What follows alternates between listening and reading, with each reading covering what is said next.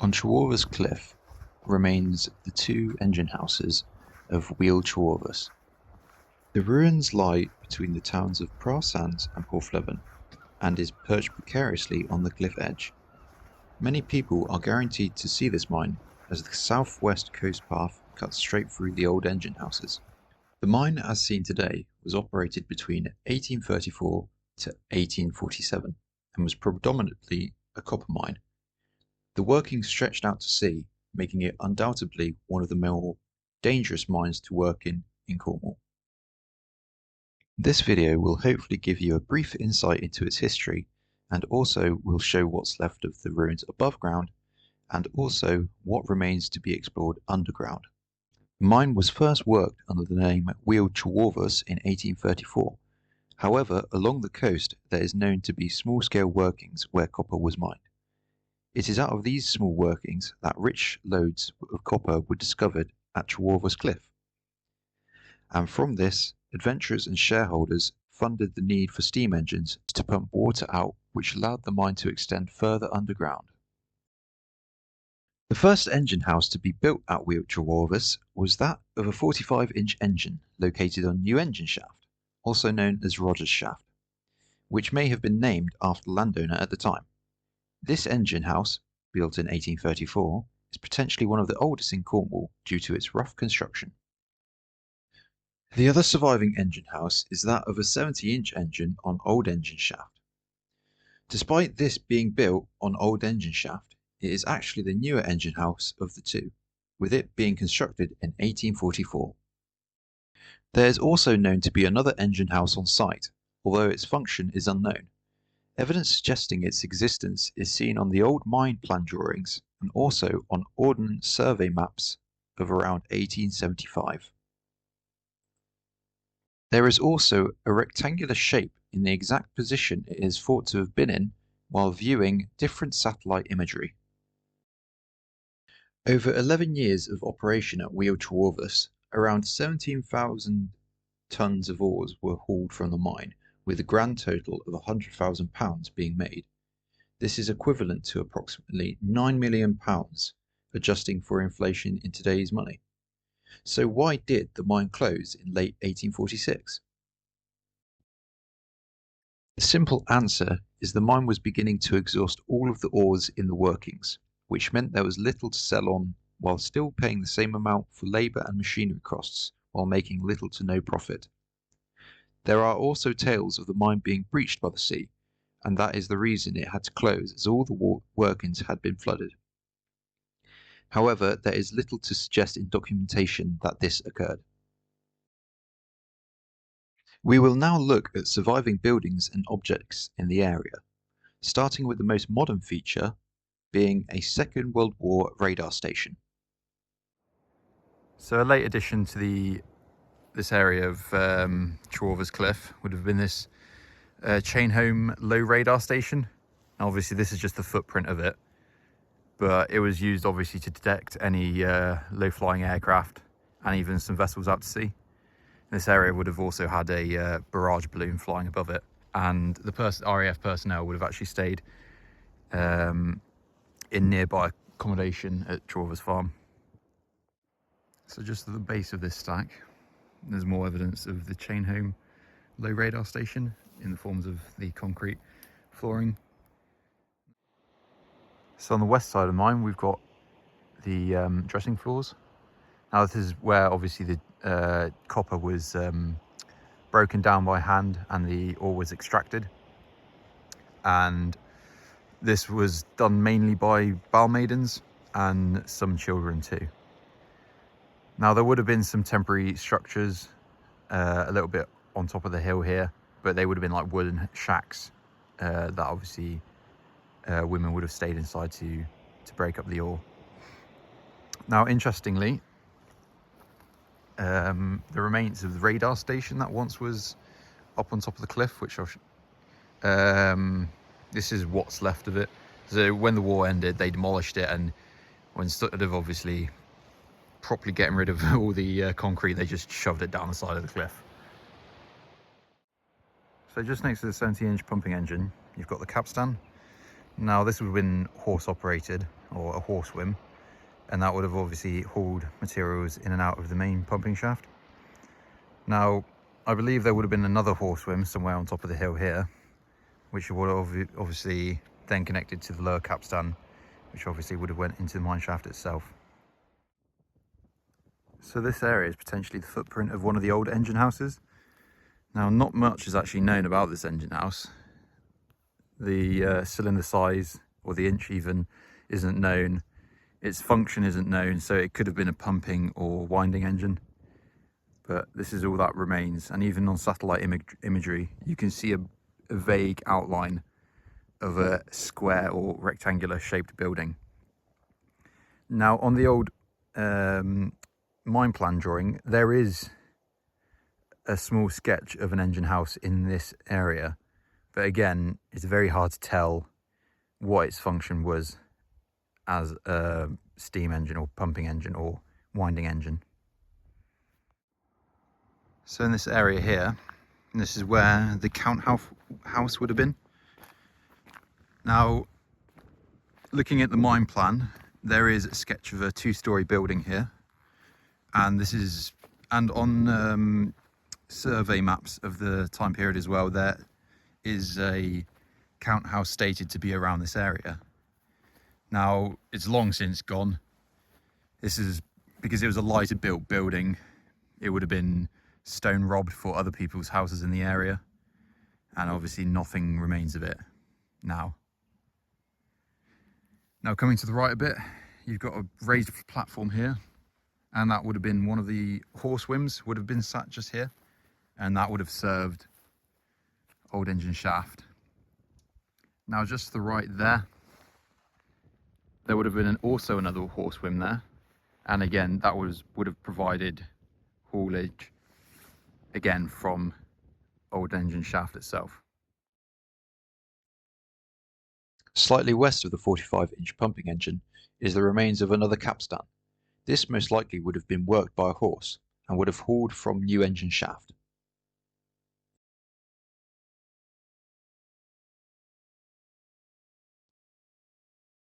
The wall on screen now was probably built after the mine was closed.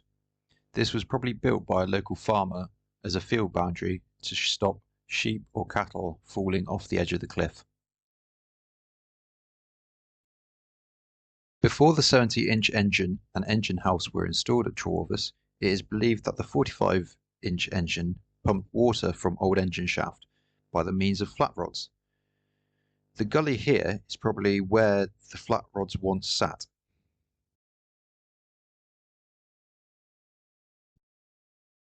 The black dotted lines show how the flat rods may have been positioned to pump from old engine shaft.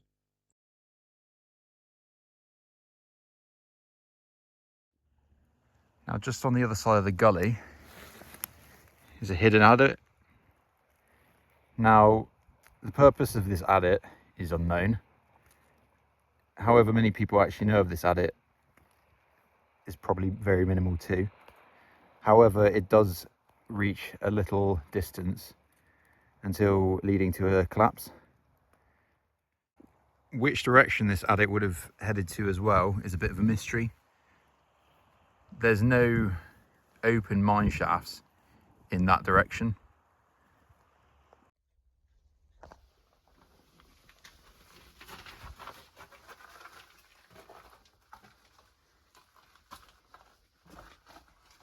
This short video shows the inside of the adit, and as previously stated, it comes to a collapse.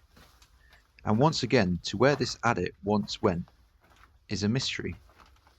As far as I'm aware, there is no mention of this specific adit in any documents.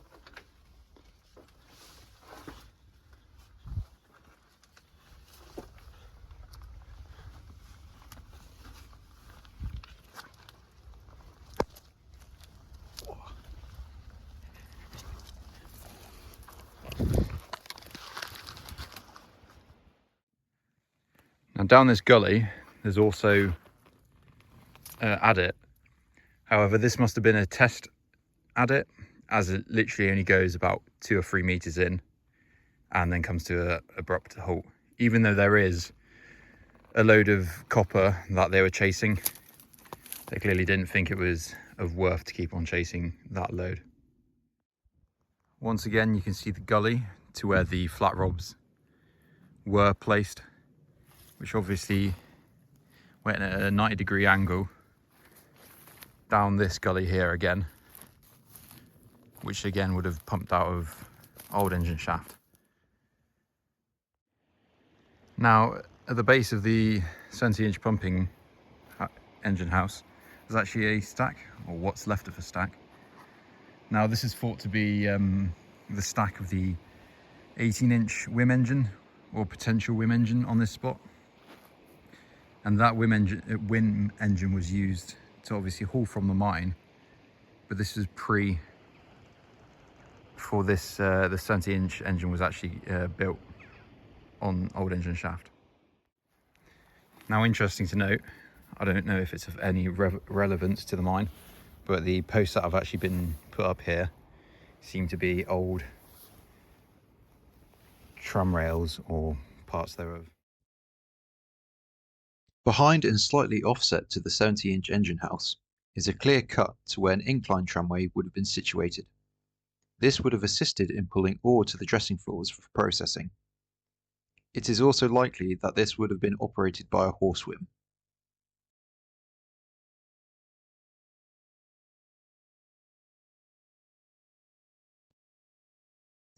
At the rear of the 70-inch pumping engine house is a very unique slot.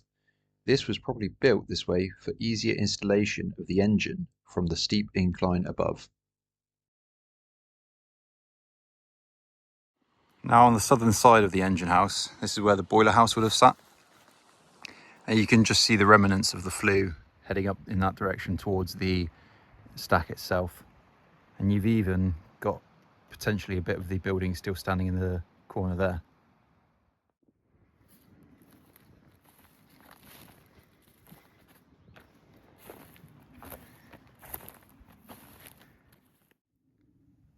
Just next to the engine house has another flat cutout area. Now, this again would have been a horse whim, again serving new engine shaft. So just sat at the edge of the 45-inch engine, obviously you've got the mine shaft down here. You've also got some remaining walls. Now, interestingly, this I believe is probably where the balance bob once sat. Now, if we look further on as well, it perfectly lines up with a gully that's further along. Now, that would have been where the flat rods once sat, and that would have helped pump from old engine shaft. Now, just behind the 45-inch pumping engine, this would have been the location of the boiler house. Now, you can just about see the boiler house door here. But again, it potentially would have had 2 or 3 boilers in here. Maybe one of the boilers were spare. There was actually a boiler explosion that happened in this part of the mine, but luckily nobody was in it. Now, it also states that some articles of clothing were lost. So it is assumed that the miners were actually using the boiler house as a makeshift changing room or to dry their clothes. This drawing is taken from the original mine plan and shows in detail what the 45-inch engine house used to look like.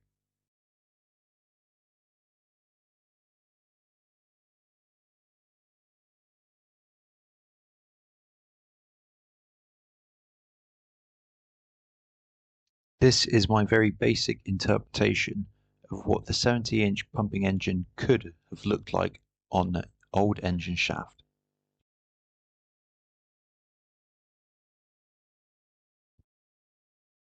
We will now look at the surviving mine shafts and underground aspects of the mine.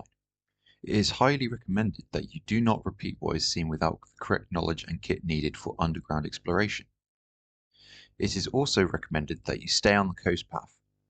Although I intend to show you all the mine shafts in the area, there is still a potential for more to be undiscovered in the undergrowth.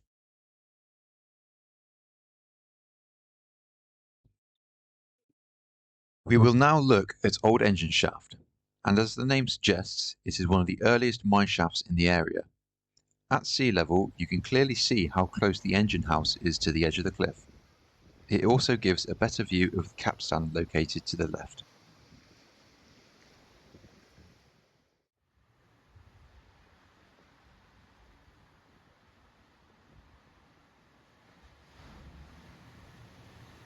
At the base of the engine house, on the rocks in the sea below, there are numerous iron concretions.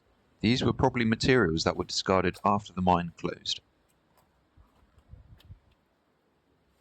A short distance from the concretion is a small hole that gives entrance to the mine shaft. This would not have been man-made, but probably was naturally breached by the sea after many years. Inside the mine shaft remains rubble from later workings of the mine. Although the mine shut in 1847, there were still small attempts to rework the mine in the 1870s. And instead of hauling all the ore to the surface from the deep adit, they simply pushed all the waste rock into the shaft below, leading it to become blocked. Looking up, we can see the two openings. It is thought that the opening to the right is the older shaft, with the shaft on the left being sunk to accommodate the new pumping engine rods. Below our feet would have been another 109 meters or 360 feet of mine shaft. The circle shows where we are currently standing in relation to the old mine plan. Just above the bottom of the mine shaft lies the deep adit. This was only a shallow working and didn't extend very far. You can see the deep adit marked on the mine plan. We did not venture in here, however Benocam has explored this part of the mine, and his videos can be seen online. We will now make our way towards the new engine shaft. This is accessed via a small drainage adit at the base of the cliff.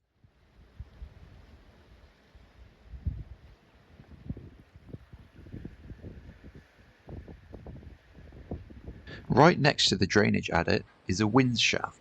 This shows the dangers of exploring mines like these. The depth is tested via the old rock throw method.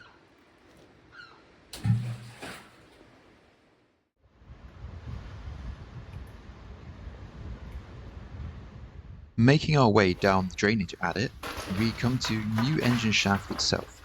This appears to be flooded with numerous bits of rubbish floating on top.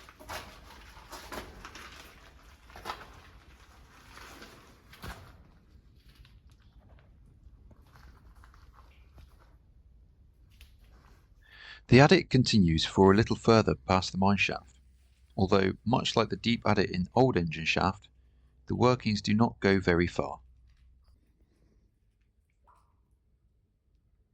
We will now look at where I believe the lost shaft on Sowan Lode is located. On survey maps of the time, it has seemed to be misplaced or generally forgotten about altogether. This is likely due to its remote location in the area and can only be seen via drone footage. This drone footage from KERNOW EXP clearly shows a small black hole on the cliff edge.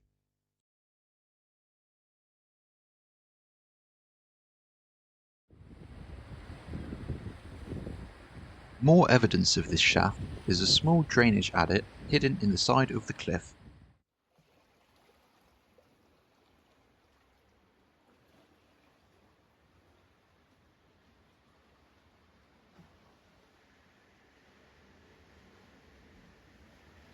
Furthermore, on the mine plan, there is a small sketch of a headframe around the same location.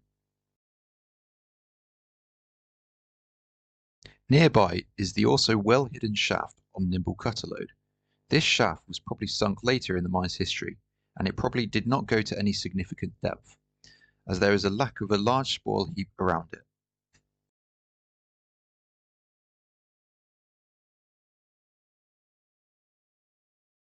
Whilst exploring the coastline, we discovered an unknown adit. Upon further inspection, we believe this could be the drainage adit for the shaft on Nimble cutter Lode. The adit heads in the direction of the mine shaft. However, due to lack of kit and equipment, and knowledge of potential hazards such as wind shafts, we did not venture into this adit, and so it will have to be explored on another day.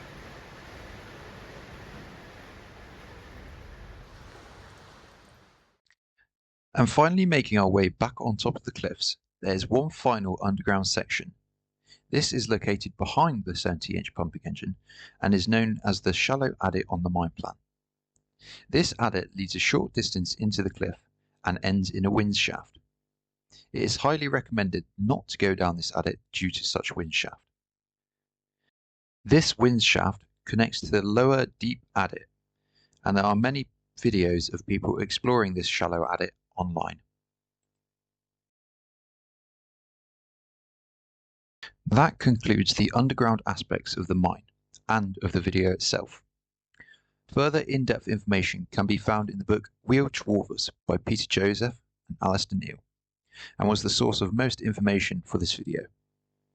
A special thanks also goes out to KERNOW EXP to allow me to use their drone footage in parts of the video, and I'll link their video in the description below.